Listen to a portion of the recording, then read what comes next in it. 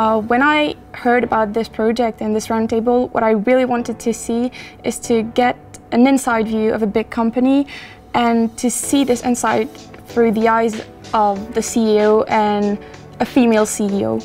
I have appreciated a lot in my career people with whom I could share their experience and learn from them and ask questions. And again, that's what I try to give back to the society and to them. In my vision, every person is CEO of their own professional career. It's a little bit too easy to say it's not my problem, it's the problem of the management.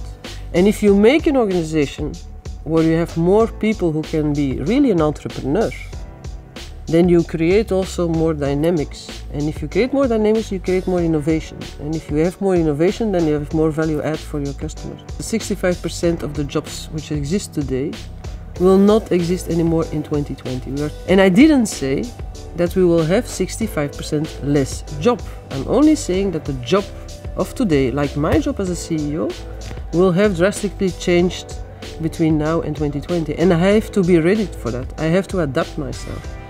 And the most important impact comes from the digital transformation. I learned a lot about what the industry was like and what Ericsson visioned of the future is. So that was interesting and very different from what we learn at university, which is very theoretical. So that was one thing. And also she talked a lot about how to manage diversity and how hard it is. The diversity clearly is something maybe harder than I expected to manage. So there's clearly a lot of things to take into account, and so that was clearly something I didn't expect, and it was really interesting. What I got from it is actually very straightforward. Some of my thoughts have confirmed that it's actually very relevant working with the students in international environment, but then also that you can kind of copy it and see this very similar models of behavior in the corporate environment as well.